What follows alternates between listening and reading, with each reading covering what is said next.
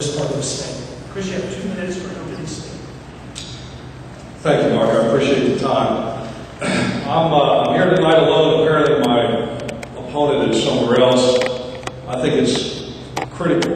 I think it's very important that as an elected official we present ourselves to the people who elect us so that you understand the issues where we stand and I understand what your views are. Now, I will say that this particular race that I'm running against Jack Yost, I think, is a race of experience.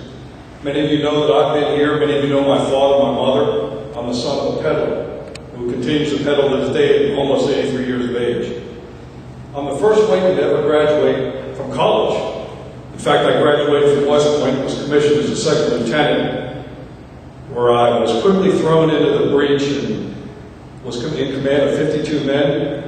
At which time I either learned to sink or swim.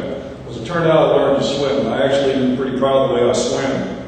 Somewhere before the end of my career, which was cut short because of injuries I sustained in the line of duty, I married my high school sweetheart, which is here tonight, Jeanette. We've been married for 26 years. I'm also particularly proud that my daughter is here tonight, who's in the second year of law school at WVU.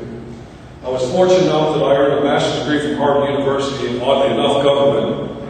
And after I left the service, this is where the real learning came to be as far as how budgets are run. I'm very proud to tell you that I ran a very large division in Chicago for years. I hired people, I trained people, and I did everything that you can think of in the human resource area. I came back to Wheeling and I did the same thing here. I'm now the president and CEO of 3 corporations. And I'm proud to be here and say that I wish and I hope that I can serve you as I have in the past in Charleston as your senator representing Ohio, Broke, and Hancock counties. Policies assist in building a diversified economy. How do you propose that our workforce will be prepared to go to work in such an economy? A well-diversified economy in West Virginia is what we lack. There's nothing wrong with the fact that we are essentially an energy state. We are currently producing coal at a very high rate of return for us. We tax coal at 5% of the sales. Currently, steam coal, which is used to generate electricity, is cost between $95 and $115 a ton. And metallurgical coal that we use for the production of steel is currently between $92 and $115 a ton. This is a good return for us. We also have a great deal of natural gases and some fuel oil, some oil. We also have a severance tax that we get on some timber. But that's not enough. If you look around, our population is at best stagnant because we have failed to diversify our economy. There's a very simple step between diversifying our economy once you cut taxes and training the workforce. The workforce is trained by the people who create the jobs. When an industry moves in here, they're going to need a certain skill set for that particular to fulfill those particular jobs. That liaison should occur between that corporation and the institutions of higher education in West Virginia and the community colleges. Once you match those two up, not only are you immediately fulfilling a need, but you're also fulfilling the need of that particular corporation and developing our workforce so that we can keep our kids here. It works everywhere else in the United States, and I'm hoping to bring that here to West Virginia. Students with a promised scholarship who then leave the state for employment elsewhere. Should the state alter the Promise program to become one of a no or low interest loan, which is forgivable when a student remains in West Virginia to pursue a career? And are there possible tax incentives the state could offer West Virginia businesses who hire Promise Scholarship recipients? I love that question of Promise Scholarship. I will tell you that when I was a delegate, I was getting calls from my constituents in Ohio County all the time. And there was a rumor coming around Charleston, and it was there because I was there in the committees, that said, you know what, we're going to means test the Promise Scholarship.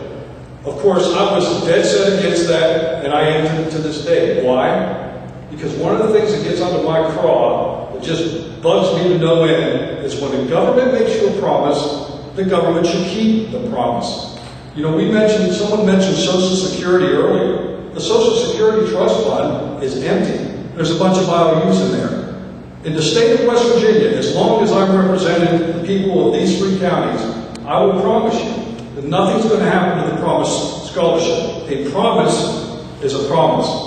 Now, how do we keep our people that we train with our hard-earned tax dollars in the state? That's another question. And I'll start now. I have a minute apparently, and I'll be happy to do it. The tax structure in West Virginia is 50th. We are dead last in business climate in the United States. Dead last. Someone mentioned earlier they cut the business net income tax. They did. They cut it 1/4 of a point. We went from 9% down to 8.75%. That's a cut of 2.78%. Now that's not going to encourage anyone to move into this state to create jobs, particularly given our surrounding states are a fraction of that. We also have the business franchise tax, which we did indeed eliminate, but it's not going to be eliminated until 2015. This business franchise tax is a direct tax on our investment. Investment in our people, investment in machinery and equipment, investment in our communities. You know, I want to thank you for coming out tonight. It is so important to see people participate in government. I think if everyone participated in government in West Virginia, we would have a different government. Now, I believe my opponent would tell you that everything's cream and peaches and everything's coming up roses. I saw in the paper where he's carrying the governor's mantra saying that we've created 23,000 new jobs. I find it ironic that, given that situation, his beliefs, that we just laid off 800 people in Senatorial across the river. You know, those affect Beach Bottom, which is in Brooke County, Martins Ferry, and Mingo Junction. Some of these people, we move back and forth to the river. I just find that incredible. When I was campaigning in Hancock County recently, an old gentleman was sitting on his porch with his wife, and he said he had a for sale sign on his house. He said, well, you know, I'm leaving. I said, I got 3 kids in North Carolina, and I got 1 kid in Columbus. We're leaving. Well, there's nothing for us here. He said, unfortunately, there are 500 homes on the market between Weirton, New Cumberland, and New Manchester. Ladies and gentlemen, you have got to recognize there is a problem before you can fix the problem. My proposals are very simple. They're not complex. You cut taxes. You allow government to operate more efficiently by watching government. You train the workforce to fit the needs of the people that will come in here and relocate. And I'll tell you one other point, and I'll leave it from here. I have worked or been in almost all over the world, and I will assure you that the value of having a community as we do, that speak a common language with a common culture, is an asset that any would-be business would love to have. Any would-be business. You don't see them around here speaking a language we don't understand. Ladies and gentlemen, I'm Chris Wakeham, and I ask for your vote for State Senate.